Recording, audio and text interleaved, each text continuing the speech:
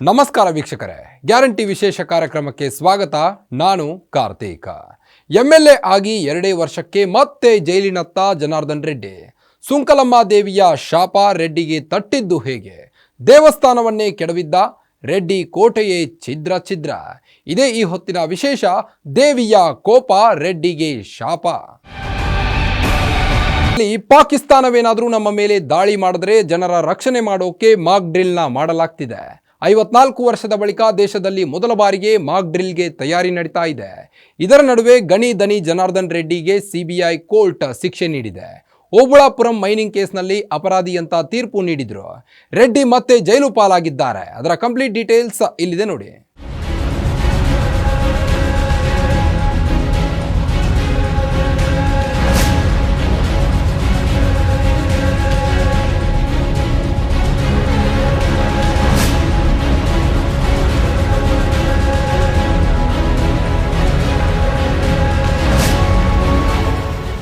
ಎರಡು 2006ರ ಜಮಾನ. ಬಳ್ಳಾರಿ ಬುಲ್ಲೋಡು ಜನಾರ್ದನ ರೆಡ್ಡಿ ಆರ್ಥಿಕವಾಗಿ, ರಾಜಕೀಯವಾಗಿ ಬಲಾಢ್ಯವಾಗಿದ್ದ ಕಾಲ. ಆಗ ಹಣ, ಅಧಿಕಾರದ ಮತ್ತಿನಲ್ಲಿ ನಡೆಸಿದ್ದ ಅದೊಂದು ಕೃತ್ಯ ಜನಾರ್ದನ ರೆಡ್ಡಿಯನ್ನ ಬೆಂಬಿಡದೆ ಕಾಡ್ತಿದೆ. ಆ ಘಟನೆ ನಡೆದು ಸುಮಾರು 2 ದಶಕಗಳಾದ್ರೂ ರೆಡ್ಡಿಯ ಮಾನಸಿಕ ನೆಮ್ಮದಿಯನ್ನ ಕಸಿದುಕೊಳ್ತಿದೆ. ಕುಂತಲ್ಲಿ, ನಿಂತಲ್ಲಿ, ಹೋದಲ್ಲಿ, ಬಂದಲ್ಲಿ ಜನಾರ್ದನ ರೆಡ್ಡಿಗೆ ಕಂಟಕವಾಗಿ ಪರಿಣಮಿಸಿದೆ. ಹಣ, ಅಧಿಕಾರದ ಮತ್ತಲ್ಲಿ ನಡೆಸಿದ್ದ ಪಾಪ ಕೃತ್ಯ ಜನಾರ್ದನ ರೆಡ್ಡಿಯನ್ನ ಮತ್ತೆ ಸಂಕಷ್ಟಕ್ಕೆ ದೂಡುತ್ತಿದೆ. ಅದೊಂದೇ ಒಂದು ಕೃತ್ಯದಿಂದ ಶುರುವಾದ ರೆಡ್ಡಿಯ ಅಧಪತನ ಇನ್ನೂ ನಿಂತಿಲ್ಲ, ನಿಲ್ಲೋ ಲಕ್ಷಣಗಳು ಕಾಣ್ತಿಲ್ಲ.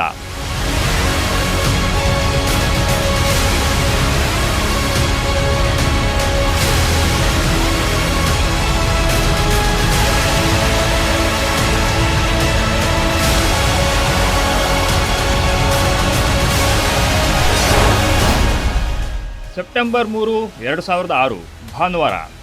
ಕರ್ನಾಟಕ ಆಂಧ್ರ ಗಡಿಯಲ್ಲಿನ ಬಿ ಹಿರೇಹಾಳ್ ಮಂಡಲದ ಸಿದ್ದಾಪುರದ ಗುಡ್ಡದಲ್ಲಿದ್ದ ಸುಂಕಲಮ್ಮ ದೇವಾಲಯವನ್ನ ರೆಡ್ಡಿ ಸಹೋದರರು ಧ್ವಂಸ ಮಾಡಿಬಿಟ್ಟಿದ್ರು.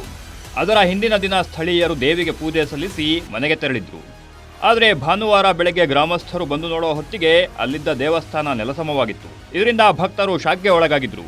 ಆದರೆ ದೇಗುಲ ಧ್ವಂಸದ ಕುರಿತು ಯಾರೂ ಧ್ವನಿ ಎತ್ತದಂತೆ ರೆಡ್ಡಿ ಸಹೋದರರು ಹಣಬಲ, ತೋಳ್ಬಲ ಬಳಸಿ ಬಾಯಿ ಮುಚ್ಚಿಸಿದ್ರು. ದೇವರನ್ನೇ ಗೆದ್ದವರು ನಾವು ಅಂತ ಮೆರೆದಿದ್ದ ರೆಡ್ಡಿ ಸಹೋದರರಿಗೆ ದೇವಿ ಸುಂಕಲಮ್ಮ ಅಥವಾ ಸುಗ್ಗಲಮ್ಮ ಮಗ್ಗುಲ ಮುಳ್ಳಾಗಿ ಕಾಡ್ತಿದ್ದಾಳೆ.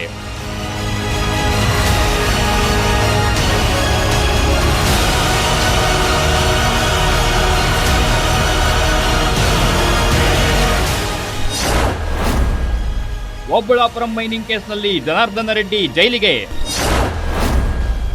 ಜನಾರ್ದನ ರೆಡ್ಡಿ ಅಪರಾಧಿ ಎಂದು ಸಿಬಿಐ ಕೋರ್ಟ್ ತೀರ್ಪು.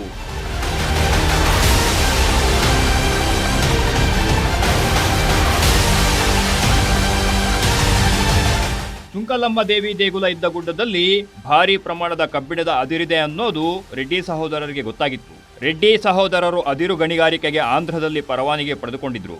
ಆದರೆ ಕರ್ನಾಟಕದ ಗಡಿ ಭಾಗದಲ್ಲಿ ಅಕ್ರಮವಾಗಿ ಅದಿರು ಗಣಿಗಾರಿಕೆ ಮಾಡಿದ್ರು. ಹೀಗೆ ಅಕ್ರಮವಾಗಿ ಕರ್ನಾಟಕದಲ್ಲಿ ಗಣಿಗಾರಿಕೆ ಆರಂಭಿಸಿದ್ದ ರೆಡ್ಡಿ ಸಹೋದರರು ಸುಂಕಲಮ್ಮ ದೇಗುಲವನ್ನ ಬ್ಲಾಸ್ಟ್ ಮಾಡಿದ್ರು. ಈ ಕುರಿತು ಮೊದಲ ಬಾರಿಗೆ 2009ರಲ್ಲಿ ಟಪಾಲ್ ಸಹೋದರರು ದೂರು ನೀಡಿದ್ರು.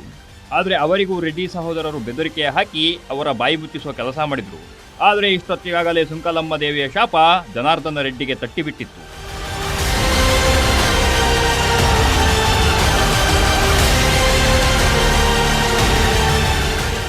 2009ರ ಸೆಪ್ಟೆಂಬರ್ನಲ್ಲಿ ಆಗ ಆಂಧ್ರದ ಸಿಎಂ ಆಗಿದ್ದ ವೈಎಸ್ ರಾಜಶೇಖರ್ ರೆಡ್ಡಿ ಹೆಲಿಕಾಪ್ಟರ್ ಪತನದಿಂದ ಅಪಘಾತದಲ್ಲಿ ಮೃತಪಟ್ಟಿದ್ರು.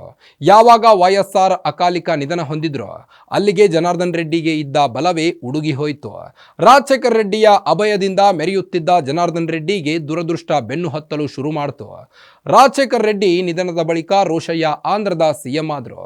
ಈ ವೇಳೆ ಜನಾರ್ದನ್ ರೆಡ್ಡಿ ವಿರುದ್ಧ ಮೊದಲ ಬಾರಿಗೆ ತನಿಖೆಗೆ ಆದೇಶಿಸಲಾಯಿತು. ಜನಾರ್ದನ್ ರೆಡ್ಡಿ ವಿರುದ್ಧ ರೋಷಯ್ಯ ಸಿಬಿಐ ತನಿಖೆಗೆ ಆದೇಶಿಸಿದ್ರು.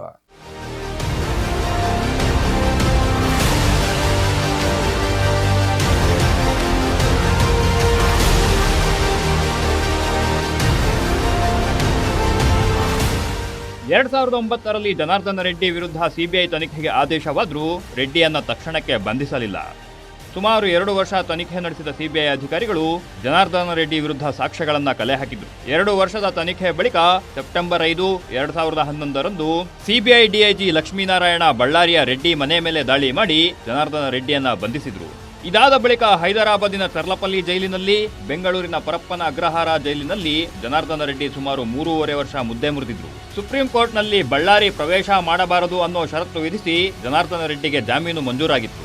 ಈಗಲೂ ಸಹ ಜನಾರ್ದನ ರೆಡ್ಡಿ ಕೋರ್ಟ್ ಅನುಮತಿ ಇಲ್ಲದೆ ಅಪರಾಧಿಗಳು ಅಂತ ಹೈದರಾಬಾದಿನ ನಾಂಪಲ್ಲಿ ಸಿಬಿಐ ಕೋರ್ಟ್ ತೀರ್ಪು ನೀಡಿದೆ.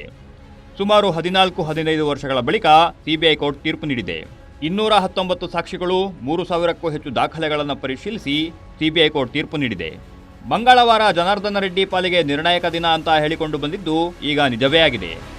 ಓಬುಳಾಪುರಂ ಮೈನಿಂಗ್ ಪ್ರಕರಣದಲ್ಲಿ ಆರೋಪಿ ನಂಬರ್ 2 ಆಗಿದ್ದ ಜನಾರ್ದನ ರೆಡ್ಡಿಗೆ 7 ವರ್ಷ ಜೈಲು ಶಿಕ್ಷೆ ವಿಧಿಸಲಾಗಿದೆ.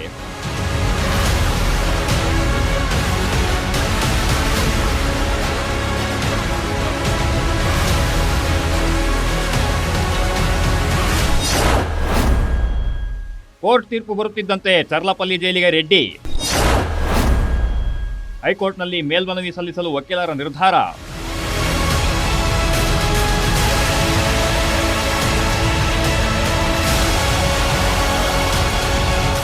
ಓಬುಳಾಪುರಂ ಮೈನಿಂಗ್ ಕೇಸ್ನಲ್ಲಿ ರೆಡ್ಡಿ ಅಪರಾಧಿ ಅಂತ ತೀರ್ಪು ನೀಡಿದ ನ್ಯಾಯಾಲಯ 7 ವರ್ಷ ಜೈಲು ಶಿಕ್ಷೆ ವಿಧಿಸಿತ್ತು. ಅಲ್ಲದೆ ಕೋರ್ಟ್ನಲ್ಲಿ ಹಾಜರಿದ್ದ ಜನಾರ್ದನ ರೆಡ್ಡಿಯನ್ನು ವಶಕ್ಕೆ ಪಡೆಯಲು ಪೊಲೀಸರಿಗೆ ಸೂಚಿಸಿತ್ತು. ಕೋರ್ಟ್ ಸೂಚನೆಯ ಮೇರೆಗೆ ಜನಾರ್ದನ ರೆಡ್ಡಿಯನ್ನು ವಶಕ್ಕೆ ಪಡೆದ ಪೊಲೀಸರು ಬಳಿಕ ಅವರನ್ನು ಚರ್ಲಪಲ್ಲಿ ಜೈಲಿಗೆ ಕರೆದೊಯ್ದಿದ್ದಾರೆ. ಜೈಲಿಗೆ ಕರೆದುಕೊಂಡು ಹೋಗುವ ಮುನ್ನ ಪೊಲೀಸರು ಜನಾರ್ದನ ರೆಡ್ಡಿಗೆ ವೈದ್ಯಕೀಯ ಪರೀಕ್ಷೆ ಮಾಡಿಸಿ ಬಳಿಕ ಕರೆದೊಯ್ದಿದ್ದಾರೆ.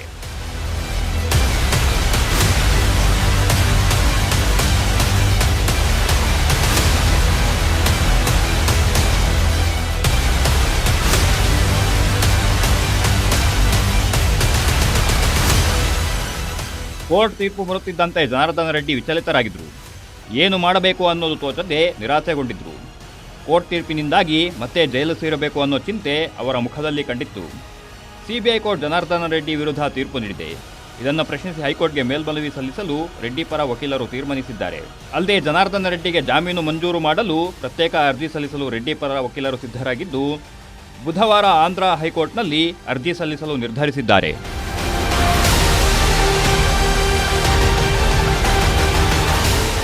ಜನಾರ್ದನ್ ರೆಡ್ಡಿ ಅಪರಾಧಿ ಅಂತ ತೀರ್ಪು ನೀಡುತ್ತಿದ್ದಂತೆ ಅವರ ವಿರುದ್ಧ ದೂರು ನೀಡಿದ್ದ ಟಪಾಲ್ ಸಹೋದರರು ಸಂತಸವನ್ನ ವ್ಯಕ್ತಪಡಿಸಿದ್ದಾರೆ. ಉಪ್ಪು ತಿಂದವರು ನೀರು ಕುಡಿಯಲೇಬೇಕು, ತಪ್ಪು ಮಾಡಿದವರು ಶಿಕ್ಷೆಯನ್ನ ಅನುಭವಿಸಲೇಬೇಕು ಅಂತ ಹೇಳಿದ್ದಾರೆ. ಇನ್ನು ಸುಂಕಲಮ್ಮ ದೇಗುಲವನ್ನ ಧ್ವಂಸ ಮಾಡಿದ್ದ ಕುರಿತು ಜನಾರ್ದನ್ ರೆಡ್ಡಿ ಸಂದರ್ಶನವೊಂದರಲ್ಲಿ ಹೇಳಿಕೊಂಡಿದ್ರು. ಅವರು ಏನ್ ಹೇಳಿದ್ರು ಅಂತ ನೋಡೋಣ ಬನ್ನಿ.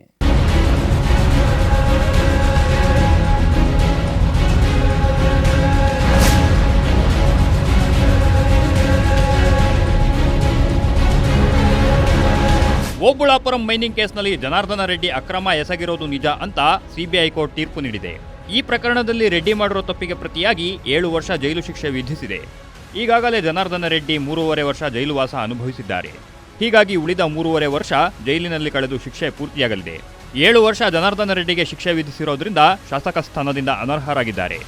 ಸಿಬಿಐ ಕೋರ್ಟ್ ತೀರ್ಪು ನೀಡುತ್ತಿದ್ದಂತೆ ಅವರ ವಿರುದ್ಧ ದೂರು ನೀಡಿದ್ದ ಟಪಾಲ್ ಗಣೇಶ್, ಟಪಾಲ್ ಏಕಾಂಬರಯ್ಯ ತೀರ್ಪಿನ ಕುರಿತು ಸಂತಸ ವ್ಯಕ್ತಪಡಿಸಿದ್ದಾರೆ.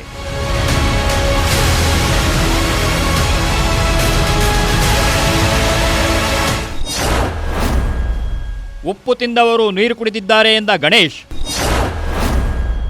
ಸಿಬಿಐ ಕೋರ್ಟ್ ತೀರ್ಪಿಗೆ ಟಪಾಲ್ ಗಣೇಶ್ ಸಂತಸ.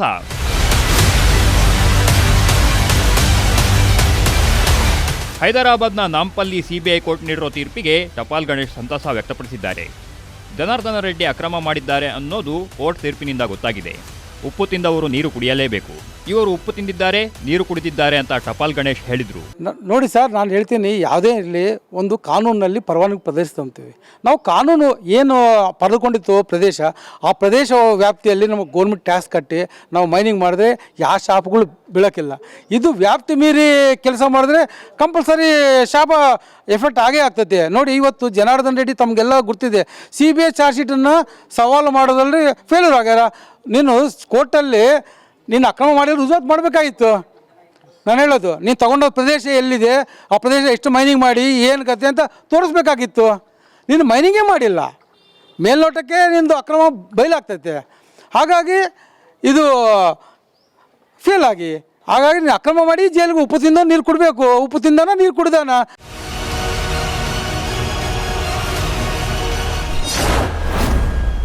ಸುಂಕಲಮ್ಮನ ಶಾಪ ತಟ್ಟಿದೆ ಎಂದ ಏಕಾಂಬರಯ್ಯ. ನಮ್ಮ ಕನಸಿಗೆ ಕೊಳ್ಳಿ ಇಟ್ಟಿದ್ದೆ ಜನಾರ್ದನ ರೆಡ್ಡಿ. ಜನಾರ್ದನ ರೆಡ್ಡಿಗೆ ಸುಂಕಲಮ್ಮನ ಶಾಪ ತಟ್ಟಿದೆ. ಮಂಗಳವಾರ ಅವರ ವಿರುದ್ಧ ಸಿಬಿಐ ಕೋರ್ಟ್ ತೀರ್ಪು ಕೊಟ್ಟಿದೆ. ಮಂಗಳವಾರವೇ ತೀರ್ಪು ಬಂದಿದೆ ಅಂದ್ರೆ ಜನಾರ್ದನ ರೆಡ್ಡಿಗೆ ಸುಂಕಲಮ್ಮನ ಶಾಪ ತಟ್ಟಿದೆ ಅಂತ ಟಪಾಲ್ ಏಕಾಂಬರಯ್ಯ ತಮ್ಮ ಅಭಿಪ್ರಾಯ ವ್ಯಕ್ತಪಡಿಸಿದ್ದಾರೆ. ಸುಂಕಲಮ್ಮಂದೇ ಜಯ ಇವತ್ತು. ನನ್ನ ಮುಖದ ನಮ್ದು ಹೇಳಬೇಕಂತ ನನ್ನ ಜಯಕ್ಕಂತೂ ಆ ಮುಂದೆ ಜಯ, ಆಮೇಲೆ ಆ ಮುಂದೆ ನಮಗೂ ಜಯ. ಗಣಿಗಾರಿಕೆಗೆ ಶಾಪ ಅನ್ನೋದು ಹೆಂಗಿರ್ತದೆ ಅನ್ನೋದು ತೋರಿಸ್ಬಿಟ್ಟಾಳ. ಮಂಗಳವಾರ ಅದು ಕಂಟಕ ನುಂಗ್ಲಾರ್ದ ತೂತು ಫಾರ್ ಎವರ್ ಒಳ್ಳೇದು ಮಾಡಿದ್ರೆ ಒಳ್ಳೇದಿರ್ತದೆ, ಕೆಟ್ಟದ್ದು ಮಾಡಿದ್ರೆ ಅದು ತಿನ್ನಲೇಬೇಕಾಗ್ತದೆ. ಉಪ್ಪು ತಿಂದಮೇಲೆ ನೀರು ಕುಡಲೇಬೇಕಾಗ್ತದೆ. ಅವ್ರ ಅಂತರಾತ್ಮಕ್ಕೆ ಗೊತ್ತು ತಪ್ಪು ಮಾಡಿದ್ದೆಲ್ಲಿ ಅಂತ. ಅವ್ರು ಬಹಿರಂಗವಾಗಿ ಹೇಳ್ಕೊಳಕ್ಕಾಗಿಲ್ಲ ಅವ್ರಿಗೆ. ನಮ್ಮನ್ನು ಇವತ್ತಿನವರೆಗೆ ನಿಮ್ಮದು ಕರೆಕ್ಟ್ ಇದೆ, ನಾವು ತಪ್ಪು ಮಾಡಿದ್ವಿ ಅಂತ ನಾವು ಹೇಳಿಲ್ಲ. ನಮ್ಗೆ ಯಾಕೆ ಮಾಡಿದ್ರು ನಮ್ಗೆ ಗೊತ್ತಿಲ್ಲ. ನನಗೆ ಪರ್ಸನಲಾಗಿ ನಮಗೆ ಅವ್ರಿಗೆ ಏನು ವೈಯಕ್ತಿಕ ದ್ವೇಷ ಇದು ಇಲ್ಲ. ನಾನೇನು ಪೊಲಿಟಿಕಲ್ ಆಗಬೇಕಂತ ನಮಗೂ ಆಸೆ ಇಲ್ಲ. ನಾವು ಜಸ್ಟ್ ಮೈಂಡ್ ಲೆಗಸಿಸ್. ನಾವು ಯಾವಾಗ ನಮ್ಮ ತಾತಲಿಂದ ನಮ್ಮ ಅಪ್ಪನಿಂದ ನಾವು ನಮ್ಮ ಕರಿಯರ್ ಅದರಲ್ಲೇ ಇಟ್ಕೊಂಡಿದ್ವಿ. ನಮಗೂ ಒಂದು ಗುರಿ ಇತ್ತು, ನಾವು ಸ್ಟೀಲ್ ಪ್ಲ್ಯಾಂಟ್ ಮಾಡ್ಬೇಕಂತ ಇತ್ತು. ಇವನ್ನೆಲ್ಲನೂ ಹಾಳು ಮಾಡಿಬಿಟ್ಟ. ಇವನ್ನೆಲ್ಲನೂ ಇವಾಗ ಹುಡುಗರು ನಾವು ಏನು ಹೇಳ್ಬೇಕು ದಾರಿ ಅವ್ರಿಗೆ? ಸಂದರ್ಶನದಲ್ಲಿ ತಮ್ಮದೇ ಕತೆ ಹೇಳಿದ್ದ ಜನಾರ್ದನ ರೆಡ್ಡಿ ಪುರಾತನ ದೇಗುಲವೇ ಅಲ್ಲ ಎಂದು ಗಣಿ ಸಮರ್ಥನೆ.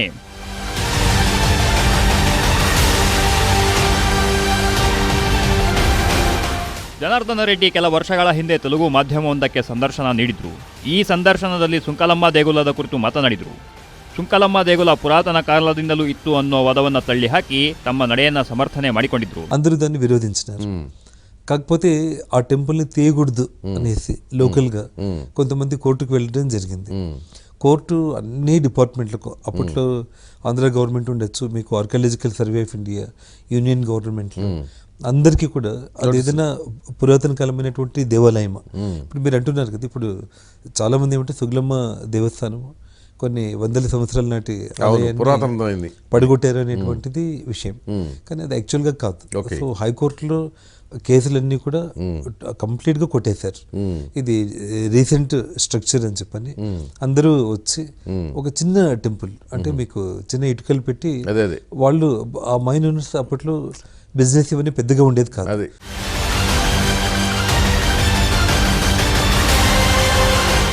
ಇದೇ ಸಂದರ್ಶನದಲ್ಲಿ ಮಾತನಾಡಿದ್ದ ಜನಾರ್ದನ ರೆಡ್ಡಿ, ಎಲ್ಲೋ ಒಂದು ಕಡೆ ದೇವರು ನನಗೆ ಶಿಕ್ಷೆ ಕೊಡಬೇಕು ಎಂದೇ ಈ ರೀತಿ ಮಾಡಿದ್ದಾನೆ ಅಂತ ನನಗನ್ನಿಸ್ತಿದೆ. ನೀನು ತಪ್ಪು ಮಾಡಿದ್ದೀಯಾ, ಅದಕ್ಕೆ ಶಿಕ್ಷೆ ಅನುಭವಿಸು ಅಂತ ನನಗೆ ಚಾಟಿ ಬೀಸಿದ್ದಾನೆ ಅಂತ ಹೇಳಿಕೊಂಡಿದ್ರು. కన్నడలో అయితే నేను ఈజీగా కొన్ని ఎట్లా అంటే ఇప్పుడు మన లైఫ్ అనేది ఆ శివుడు. ఆ కన్నడ చెప్పండి. ఎట్లా అంటే మనము మై మరిచినప్పుడు ఆ భగవంతుడు అంటే శివుడు అంటే తన చేతిలో ఈ చాటి అంటే మీరు ఏమంటారు చెప్పండి, జస్ట్ కొట్టడం చాటి అంటారు కన్నడలో. జస్ట్ అంటే జలిపించడం, కొరడ ఎగ్జాక్ట్లీ కొరడ. సో భగవంతుడి శివుడి చేతిలో కొరడ అనేది ఉంటుంది.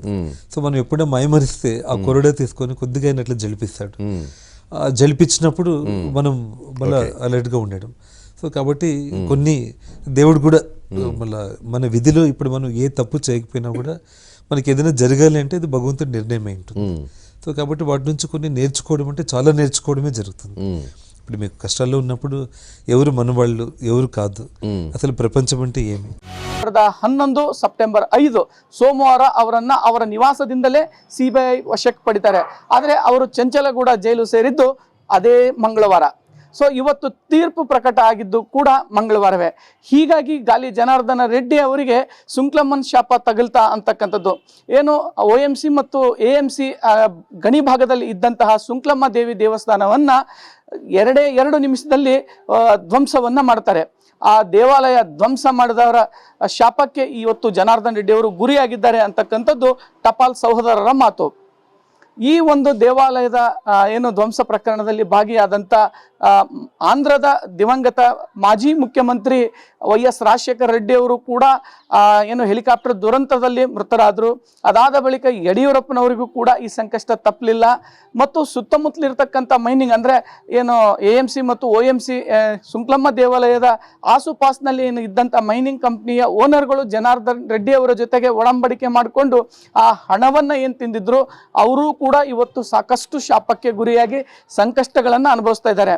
ಸೊ ಇವತ್ತು ತೀರ್ಪೇನು ಪ್ರಕಟ ಆಗಿದೆ ಮಂಗಳವಾರ, ಇದು ಸುಂಕ್ಲಮ್ಮನ ಶಾಪವೇ ಜನಾರ್ದನ್ ರೆಡ್ಡಿಗೆ ತಗುಲಿದೆ ಅಂತಕ್ಕಂಥ ಮಾತನ್ನ ಟಪಾಲ್ ಸಹೋದರರು ಹೇಳ್ತಕ್ಕಂಥದ್ದು.